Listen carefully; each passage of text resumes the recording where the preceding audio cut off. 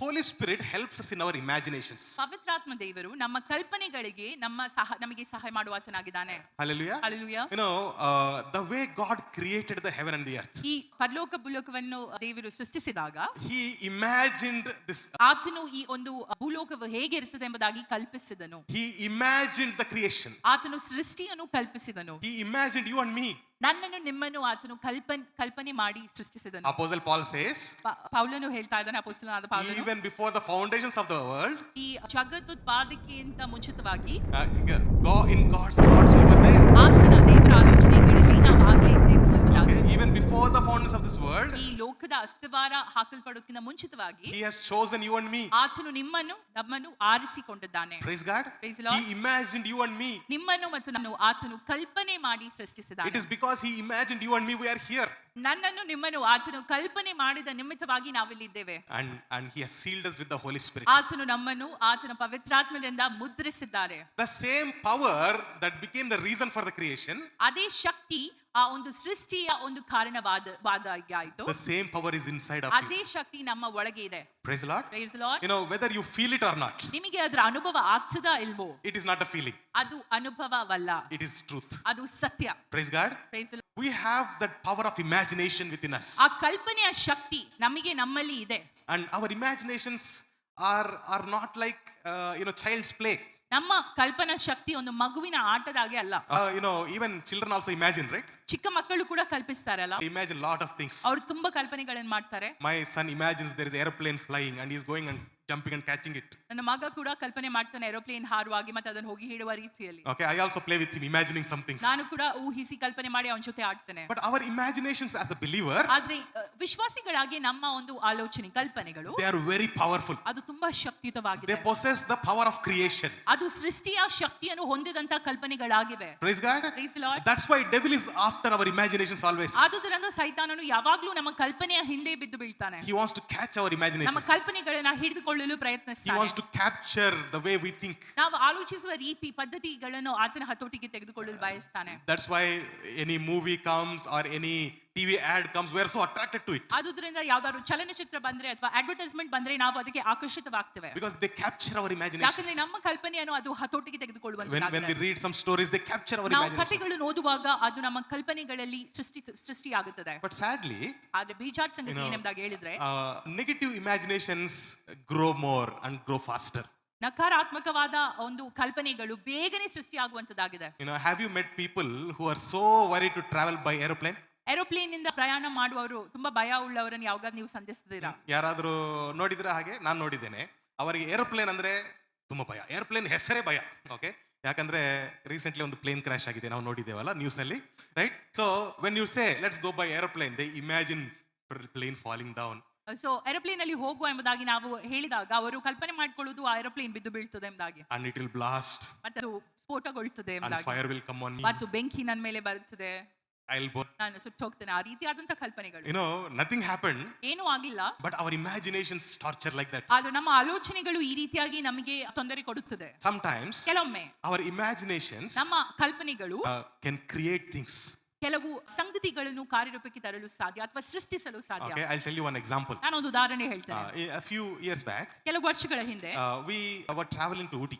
ನಾವು ಊಟಿಗೆ ಪ್ರಯಾಣ ಮಾಡ್ತಾ ಇದ್ವಿ. As a group, as a team, a prayer team. Prayer team ತಂಡದಾಗಿ ನಾವು ಊಟಿಗೆ ಪ್ರಯಾಣ ಮಾಡ್ತಿದ್ವಿ. So we took one of our friends' car, others also took some other cars, and we traveled. ಕೆಲವು ಫ್ರೆಂಡ್ಸ್ ಗಳ ಕಾರ್ಸ್ ನ ತೆಗೆದುಕೊಂಡು ನಾವು ಪ್ರಯಾಣವನ್ನು ನಡೆಸಿದ್ವಿ. While coming back, ವಾಪಸ್ ಬರುವಾಗ two of our cars brake failed. ತಂಡದಲ್ಲಿ ಎರಡು ಕಾರ್ಗಳು ಬ್ರೇಕ್ ಫೇಲ್ ಆಯ್ತು. So the curves, one of the steepest curves that are there in South India, they are Ooty, that mountain. ದಕ್ಷಿಣ ಭಾರತದಲ್ಲಿ ಇರುವಂತಹ ಒಂದು ಸ್ಟೀಪ್ ಆದಂತಹ ಕರ್ವ್ಸ್ ಅಲ್ಲಿ ಊಟಿ ಕೂಡ ಒಂದು ಪ್ರದೇಶವಾಗಿದೆ. Okay, and suddenly my car brake failed. ನನ್ನ ಗಾಡಿ ಕೂಡ ಬ್ರೇಕ್ ಫೇಲ್ ಆಯ್ತು ಅಲ್ಲಿ. And I did not tell anybody. They all were sitting. I didn't tell her also. ನಾನು ಯಾರಿಗೆ ಹೇಳಿಲ್ಲ, ಎಲ್ಲರೂ ಕೂತಿದ್ರು ಗಾಡಿಯಲ್ಲೇ. Okay, I tried to slow down, nothing was happening, and I put in the first gear and I stopped in somewhere. ನಾನು ನಿಧಾನವಾಗಿ ಚಲಿಸಲು ಪ್ರಾರಂಭಿಸಿದೆ, ಏನು ಆಗ್ಲಿಲ್ಲ, ಡೆಲ್ಲಿಲ್ಲ, ಮತ್ತು ನಾನು ಫಸ್ಟ್ ಗೇರ್ ಹಾಕಿ ಸ್ವಲ್ಪ ಸೈಡ್ ಅಲ್ಲಿ ನಿಲ್ಲಿಸಿದೆ. Okay, then I told them, this happened. ನಾನು ಮತ್ತೆ ಅವರಿಗೆ ಹೇಳಿದೆ ಈ ರೀತಿಯಾಗಿ ಆಯ್ತು ಅಂತ. And one brother immediately shouted. ಒಂದು ಸಹೋದರ ಇಮಿಡಿಯೇಟ್ಲಿ ಕಿರ್ಚಾಡಲು ಆರಂಭಿಸಿದ. ಬಿದ್ದೋಗ್ತೇವಾ, ಸಾಯ್ತೇವಾ? See from where to where our imaginations go. ಎಲ್ಲಿಂದ ನಮ್ಮ ಆಲೋಚನೆಗಳು ಓಡ್ತದೆ ನೋಡಿ. We came back to Mysore. ನಾವು ಮೈಸೂರಿಗೆ ವಾಪಸ್ ಬಂದ್ವಿ. Night we slept in our friend's house. ರಾತ್ರಿ ನಾವು ನಮ್ಮ ಒಂದು ಸಹೋದರನ ಮನೆಯಲ್ಲಿ ತಂಗಿದ್ವಿ. For some reason I was feeling so uneasy. ಒಂದ್ ಸ್ವಲ್ಪ ಅನ್ಈಸಿನೆಸ್ ಆಗಿ ನನಗೆ ಅನುಭವವಾಗ್ತಿತ್ತು. You know, I don't know why I removed the bedsheet like that. ಆ ಬೆಡ್ಶೀಟ್ ಅನ್ನ ಎದ್ದು ನಾನು ಜಾಡಿಸಿದೆ. On the bedsheet was a very poisonous ಚೇಳು. ಚೇಳು. That was on me. ಆ ಬೆಡ್ಶೀಟ್ ಅನ್ನು ಅಲ್ಗಾಡಿಸಿ ನೋಡಿದಾಗ ಅದರಲ್ಲಿ ಚೇಳು ಇತ್ತು. Okay. ನನ್ನ ಮೇಲೆ Centipede, no? ಪಾಯ್ಸನಸ್ ಸೆಂಟಿಪೀಡ್ ಎಂಬುದಾಗಿ ನಾವು ಹೇಳ್ಬೋದು ಅದನ್ನ. Okay, and then yeah, we killed it, we pushed it out. ಮತ್ತು ನಾವು ಅದನ್ನ ಹೊರಗೆ ಹಾಕಿ ಸಾಯಿಸಿದ್ವಿ. You know, like this continuously something was happening. So ನಿರಂತರವಾಗಿ ಈ ರೀತಿಯಾದಂತಹ ಒಂದು experience ಗಳಾಗ್ತಿತ್ತು. Finally we came back to Manipal. ಮತ್ತು ನಾವು ಮಣಿಪಾಲಿಗೆ ವಾಪಸ್ ಬಂದ್ವಿ. Then I called when we were talking. ನನ್ನ ತಂದೆಗೆ ನಾನು ಫೋನ್ ಮಾಡಿ ಮಾತನಾಡಿದೆ. As soon as I did a video call, ನಾನು ವಿಡಿಯೋ ಕಾಲ್ ಮಾಡಿದಾಗ he said, you know, put the camera far and show me your body. That's what he was asking me. ಕ್ಯಾಮೆರಾವನ್ನು ದೂರ ಇಟ್ಟು ನಿನ್ನ ದೇಹವನ್ನು ನನಗೆ ತೋರಿಸು ಎಂಬುದಾಗಿ ಅವರ ತಂದೆ ಹೇಳಿದ್ರು. I asked him, why are you asking like that? ಯಾಕೆ ಈ ರೀತಿಯಾಗಿ ಕೇಳ್ತಾ No, ಇದ್ದೀರಾ? I want to see you whether you are all right or not. ಇಲ್ಲ ಇಲ್ಲ ನೀನು ಸರಿ ಇದೆಯಾ ಇಲ್ಲವೋ ಎಂಬುದಾಗಿ ನೋಡಬೇಕೆಂಬುದಾಗಿ ಅವರ ತಂದೆ I ಹೇಳಿದ್ರು. got like, tell me what is happening. ನಾನು ಹೇಳಿದೆ ಯಾಕೆ ಏನಾಗ್ತಾ ಇದೆ ಎಂಬುದಾಗಿ. And he told me, ಅವರು ಈ ರೀತಿಯಾಗಿ ಹೇಳಿದ್ರು. he went to some prayer meeting. ಅವರೊಂದು ಪ್ರಾರ್ಥನೆ ಮೀಟಿಂಗಿಗೆ ಹೋಗಿದ್ರು. After the prayer meeting, somebody prophesied over him. ಅವರ ಪ್ರಾರ್ಥನೆ ಮೀಟಿಂಗ್ ಮುಗಿದ ನಂತರ ಅಲ್ಲಿ ಬಂದದ್ದಂತ ಒಂದು ಜನ ಅಲ್ಲಿ ಅವರ ಮೇಲೆ ಪ್ರವಾದನೆ ನೀಡಿದ್ರಂತೆ. That there is great danger for your. ನಿನ್ನ ಮಗನ ಮೇಲೆ ದೊಡ್ಡ ಆಪತ್ತು ಬರ್ತಾ ಇದೆ. We don't know what will happen. ಏನಾಗ್ತಾ ಇದೆ ನಮಗೆ ಗೊತ್ತಿಲ್ಲ. Gaya. Okay. Okay, that's what they told him. ಈ ರೀತಿಯಾಗಿ ಅವರು ಹೇಳಿದ್ರು. And he kept on worrying about that until we went and came back. ಅದರ ಕುರಿತಾಗಿ ನಿರಂತರವಾಗಿ ಅವರು ಆಲೋಚಿಸ್ತಾ ಇದ್ರು ನಾವು ಊಟಿಗೆ ಹೋಗಿ ಬರುವವರೆಗೆ. I tell you, this fear is the reason why we faced all the difficulties. ಈ ಒಂದು ಭಯದ ನಿಮಿತ್ತವಾಗಿ ಎಲ್ಲಾ ಅನುಭವಗಳು ನಮಗೆ ಆಯ್ತು ಎಂಬುದಾಗಿ ನಾನು ನಿಮಗೆ ಖಚಿತವಾಗಿ Because ಹೇಳಬಲ್ಲೆ. that is how fear manifests. ಯಾಕಂದ್ರೆ ಈ ರೀತಿಯಾಗಿ ಭಯವು ಕಾರ್ಯ ಮಾಡುತ್ತದೆ. Our imaginations manifest in our life. ನಮ್ಮ ಕಲ್ಪನೆಗಳು ನಮ್ಮ ಜೀವಿತದಲ್ಲಿ ಕಾರ್ಯ ಮಾಡುತ್ತದೆ. Can you turn to neighbor and tell them, imagine word of God, not fear. ನಿಮ್ಮ ಪಕ್ಕದವರ ತಿರುಗಿ ಹೇಳಿ ದೇವರ ವಾಕ್ಯವನ್ನು ಕಲ್ಪನೆ ಮಾಡಿ ಭಯವನ್ನಲ್ಲ. Praise the Lord. Stop imagining negative things. ನಕಾರಾತ್ಮಕ ವಿಷಯಗಳನ್ನು ಕಲ್ಪನೆ ಮಾಡುವುದನ್ನ ನಿಲ್ಲಿಸಿ ಬಿಡಿರಿ. All right. Isaiah 26:3.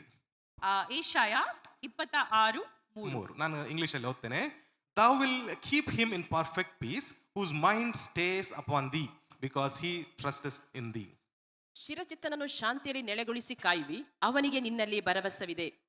Amen.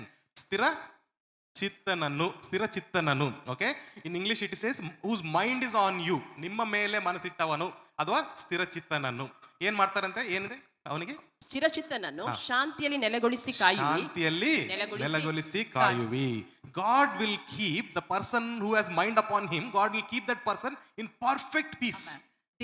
ದೇವರಲ್ಲಿ ನಂಬಿಕೆ ಇಟ್ಟವನನ್ನು ಅಥವಾ ದೇವರ ಕಡೆ ಮನಸ್ಸಿಟ್ಟವನು ಆತನ ಜೀವಿತ ಸಮಾಧಾನದಲ್ಲಿ ಸಾಗುತ್ತದೆ ಎಂಬುದಾಗಿ ಬರೆದಿದೆ. Because God himself will keep him in peace. ಯಾಕಂದ್ರೆ ದೇವರು ತಾನೇ ಅವರನ್ನ ಸಮಾಧಾನದಲ್ಲಿ ಇಡುತ್ತಾನೆ ಎಂಬುದಾಗಿ ಬರೆದಿದೆ. Because there is a reason ಕೊಟ್ಟಿದ್ದಾರೆ. ಯಾಕಂದ್ರೆ ಅಲ್ಲಿ ಕಾರಣವಿದೆ. ಆ ಕಾರಣ ಏನು ಓದುವನ? ಅವನಿಗೆ ನಿನ್ನಲ್ಲಿ ಭರವಸವಿದೆ. ಅವನಿಗೆ ನಿನ್ನಲ್ಲಿ ಭರವಸೆ ಇದೆ. He trusts in you.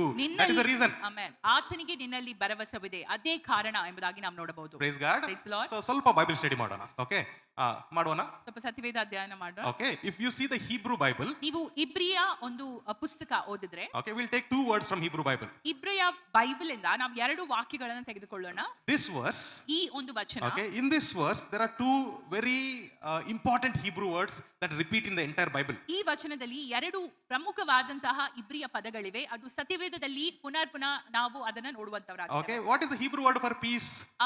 ಸಮಾಧಾನಕ್ಕೆ ಇಬ್ರಿಯ ಪದ ಏನು? ಶಾಲೋಮ್. ಎಲ್ಲರಿಗೂ ಗೊತ್ತಿದೆ ಅಲ್ಲ, ಶಾಲೋಮ್. ಓಕೆ, ಶಾಲೋಮ್ ಯಾರು ಕೊಡ್ತಾನಂತೆ? ದೇವರೇ ಕೊಡ್ತಾನೆ. ಎಲ್ಲರೂ ಹೇಳಿರಿ, ಶಾಲೋಮ್ ಕೊಡುವಾತನ ಯಾರು? ದೇವರೇ. Praise God. God himself gives shalom, nobody else. ದೇವರು ತಾನೇ ಶಲೋಮನ ಕೊಡುವಾತನಾಗಿದ್ದಾನೆ, ಇನ್ನು ಯಾರು ಅದನ್ನು ಕೊಡಲು ಸಾಧ್ಯವಿಲ್ಲ. That's what we read in the verse now. ಅದೇ ನಾವು ಈ ವಚನದಲ್ಲಿ ಈಗ ಓದಿದ್ವಿ. ಯಾರಿಗೆ ಕೊಡ್ತಾನಂತೆ? To whom he'll give? ಯಾರಿಗೆ ಶಲೋಮ್ ಕೊಡ್ತಾನೆ? ಆತನಲ್ಲಿ ಸ್ಥಿರ ಚಿತ್ತನನ್ನು. ಓಕೆ, ಅಂದ್ರೆ ಆತನ ಮೇಲೆ ಮನಸ್ಸಿಟ್ಟವನು. Right. Okay, for this the Hebrew word used is yes sir. ಇದಕ್ಕೆ ಉಪಯೋಗಿಸಲ್ಪಟ್ಟಂತ ಇಬ್ರಿಯ ಪದ yes sir ಎಂಬುದಾಗಿದೆ. ಓಕೆ, ಅಥವಾ yet sir ಅಥವಾ yes sir. ಓಕೆ, ಎಲ್ಲರೂ ಹೇಳೋಣ, yet sir. yet sir ಎಂಬುದಾಗಿದೆ. ಇನ್ನೊಂದ್ಸತಿ ಹೇಳಿರಿ, yet sir. Okay, yet sir. yet sir ಅಂದ್ರೆ ಇಮ್ಯಾಜಿನೇಷನ್ಸ್. yet sir ಅಂದ್ರೆ ಕಲ್ಪನೆಗಳು. ಓಕೆ, ಯಾವ ರೀತಿಯಾದ ಕಲ್ಪನೆ? ದೇವರ ಮೇಲೆ ಕಲ್ಪನೆ ಇರುವ ಆತನಿಗೆ ಏನ್ ಕೊಡ್ತಾನಂತೆ ದೇವರು? ಶಾಂತಿಯನ್ನು ಕೊಡ್ತಾನಂತೆ. Praise the Lord. If you imagine about God, God will give you shalom. ನೀವು ದೇವರ ಕುರಿತಾಗಿ ಕಲ್ಪನೆ ಮಾಡಿದ್ರೆ ಆತನು ಏನನ್ನು ಕೊಡ್ತಾನೆ? ಶಲೋಮನ ಕೊಡ್ತಾನೆ, ಯಾಕೆ ಸಮಾಧಾನ ಕೊಡ್ತಾನೆ. ಯಾಕೆ? ಯಾಕೆ ಕೊಡ್ತಾನೆ? ಅದರಲ್ಲಿ ಇದೆ.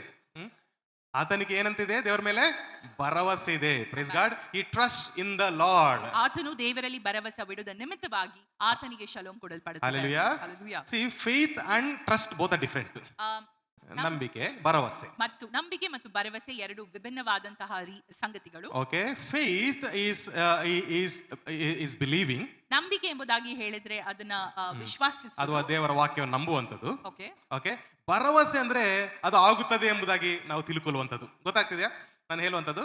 ನಂಬಿಕೆ ಅಂತಂದ್ರೆ ಓಕೆ, ದೇವರ ವಾಕ್ಯ ಒಂದು ವಿಷಯವನ್ನು ಹೇಳುದಾದ್ರೆ ಅದನ್ನು ನಾವು ನಂಬುವಂಥದ್ದು ಹೃದಯದಿಂದ, ಅದನ್ನು ನಂಬಿಕೆ ಅಂತ ಕರೀತಾರೆ, ಫೇತ್. ಓಕೆ, ಭರವಸೆ ಅಥವಾ ಟ್ರಸ್ಟ್ ಅಂತಂದ್ರೆ ನಾನು ನಂಬಿದನ್ನು ಅಥವಾ ದೇವರ ವಾಕ್ಯ ಹೇಳಿದ್ದು ಏನು ಹೇಳ್ತಾ ಇದ್ದು ಅದು ಆಗುತ್ತದೆ ಎಂಬುದಾಗಿ ತಿಳ್ಕೊಳ್ಳುವಂಥದ್ದೇ ಭರವಸೆ. Praise God.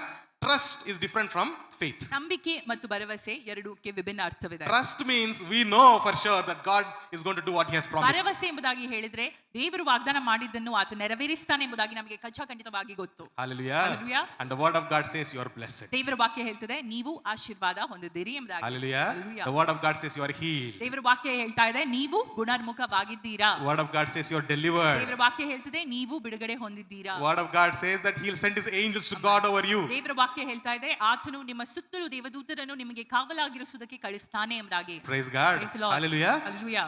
The one who yetzer means the one who imagines about God. Amen. ಯಾರು ಯತ್ಸರ್ ಮಾಡ್ತಾರೋ ಅಂದ್ರೆ ದೇವರ ಕಲ್ಪನೆಗಳನ್ನು ಮಾಡ್ತಾರೋ, Okay, God will give shalom to that person ಅವರಿಗೆ ದೇವರು ಶಲೋಮ್ ಅನ್ನು ಒದಗಿಸಿಕೊಡ್ತಾರೆ. because that person trusts in the Lord. ಯಾಕಂದರೆ ಆತನು ದೇವರಲ್ಲಿ ಭರವಸೆ ಬಿಡುವಾತನಾಗಿದ್ದಾನೆ. Praise God. Praise the Lord. This yetzer is very important for us. ಈ ಯತ್ಸರ್ ಎಂಬುದಾಗಿ ನಮಗೆ ತುಂಬಾ ಪ್ರಾಮುಖ್ಯತೆಯನ್ನು ಹೊಂದಿರುವಂತದ್ದಾಗಿದೆ. Okay, yetzer is like a womb. ಯತ್ಸರ್ ಎಂಬುದಾಗಿ ಹೇಳಿದ್ರೆ ಒಂದು ಗರ್ಭದ ರೀತಿಯಲ್ಲಿ. Okay, David writes, you created in my mother's womb and you have known my frame. ನೀನು ನನ್ನನ್ನು ನಿನ್ನ ತಾಯಿಯ ಗರ್ಭದಲ್ಲಿ ಇರುವಾಗಲೇ ತಾಯಿಯ ಗರ್ಭದಲ್ಲಿ ನನ್ನನ್ನು ಸೃಷ್ಟಿ ಮಾಡಿದಿ, ನನ್ನ ರೂಪ ಅದು ಆಕಾರ ನೀನು ತಿಳಿದಿದೆ ಎಂಬುದಾಗಿ ಯಾರು ಹೇಳ್ತಾರೆ? ದಾವೀದನ ಹೇಳ್ತಾರೆ. ಓದುವನ ವಚನ ಸಾಮ್ಸ್ 103:14. ಕೀರ್ತನೆ 103:14. ದೇವರು ನಮ್ಮ ಪ್ರಕೃತಿಯನ್ನು ಬಲ್ಲವರಾಗಿದ್ದಾರೆ. ಆತನು ನಮ್ಮ ಪ್ರಕೃತಿಯನ್ನು ಬಲ್ಲನು. Praise God. So here also the word yetzer is used. ಇಲ್ಲಿ ಕೂಡ ಯತ್ಸರ್ ಎಂಬುದಾಗಿ ಉಪಯೋಗಿಸಲ್ಪಡುತ್ತದೆ. Okay, so yetzer is like a womb. ಯತ್ಸರ್ ಎಂಬುದಾಗಿ ಹೇಳಿದ್ರೆ ಅದು ಒಂದು ಗರ್ಭದ ರೀತಿಯಲ್ಲಿ. Okay, in which the baby grows, right? ಆ ಗರ್ಭದಲ್ಲಿ ಮಗು ಬೆಳೆಯುತ್ತಾ ಹೋಗುತ್ತದೆ. Okay, yetzer is the place where the word of God grows. ಯತ್ಸರ್ ಎಂಬುದಾಗಿ ಹೇಳಿದ್ರೆ ದೇವರ ವಾಕ್ಯ ಬೆಳೆಯುವಂತ ಒಂದು ಸ್ಥಳ. Okay, praise God. Our imaginations ನಮ್ಮ ಕಲ್ಪನೆ is the place where the word of God grows. ದೇವರ ವಾಕ್ಯ ಬೆಳೆಯುವಂತ ಸ್ಥಳವಾಗಿದೆ. Are you all okay? ನೀವೆಲ್ಲರೂ Yes? ಕೇಳ್ತಾ ಇದ್ದೀರಾ? Okay, I'll let me explain you in different way. ಇನ್ನೊಂದು ಉದಾಹರಣೆ ಕೊಡ್ತೇನೆ. 1 Peter 1:23 says, 1 ಪೇತ್ರ 1:23 ಹೇಳುತ್ತದೆ, ನೀವು ಪುನರ್ಜನ್ಮ ಹೊಂದಿದವರಾಗಿದ್ದೀರಲ್ಲ, ಆ ಜನ್ಮವು ನಾಶವಾಗುವ ಬೀಜದಿಂದ ಉಂಟಾದದಲ್ಲ, ನಾಶವಾಗದ ಬೀಜದಿಂದಲೇ ಉಂಟಾದದು. ಅದು ದೇವರ ಸದಾ ಜೀವವುಳ್ಳ ವಾಕ್ಯದ ಮೂಲಕವಾಗಿ ಉಂಟಾಯಿತು. Amen. Amen. Praise the Lord. So ನಮ್ಮ ಜೀವವು ಅಥವಾ ನಿತ್ಯ ಜೀವವು ಪುನರ್ಜನ್ಮ ಯಾವ್ದಿಂದ ಸಿಕ್ಕಿದೆ ನಮಗೆ? ನಾಶವಾಗದ ಬೀಜದಿಂದ ಉಂಟಾದದ್ದು. ನಾಶವಾಗದ ಬೀಜ. ಎಲ್ಲರೂ ಹೇಳಿರಿ, ನಾಶವಾಗದ ಬೀಜದಿಂದಲೇ ನಾನು ಮರುಹುಟ್ಟಿದ್ದೇನೆ. ನಾನು ಮರುಹುಟ್ಟಿದ್ದೇನೆ. ಓಕೆ, ಇದು ಯಾವ ಬೀಜ? ಇದು ದೇವರ ವಾಕ್ಯವೇ, ಸದಾ ಕಾಲವಿರುವಂತ ದೇವರ ವಾಕ್ಯ. The eternal word of God, the word of God that does not get destroyed. ನಿತ್ಯವಾಗಿ ಇರುವಂತಹ ದೇವರ ವಾಕ್ಯದ ಕುರಿತಾಗಿ ಇಲ್ಲಿ ಮಾತನಾಡಲ್ಪಡುತ್ತದೆ. ಆ ವಾಕ್ಯವು ಎಂದಿಗೂ ನಾಶವಾಗುವುದೇ ಇಲ್ಲ. If the word of God is the seed, ಆ ವಾಕ್ಯವು ಬೀಜ. our imaginations are like the womb.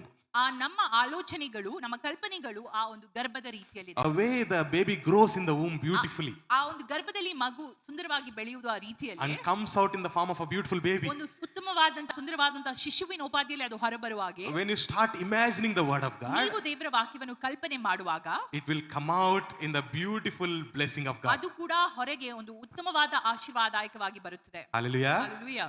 And Holy Spirit helps us in this Pavithra imagination. ಆತ್ಮನು ನಮಗೆ ಈ ಕಲ್ಪನೆಗಳಲ್ಲಿ ಸಹಾಯ ಮಾಡುವಾತನಾಗಿದ್ದಾನೆ. Devil is after the imaginations of young people. ಸೈತಾನನು ಯವನಸ್ಥರ ಆಲೋಚನೆಯ ಹಿಂದ್ಗಡೆ ಅಥವಾ ಕಲ್ಪನೆಗಳ ಹಿಂದ್ಗಡೆ ಇದ್ದಾನೆ. Young people.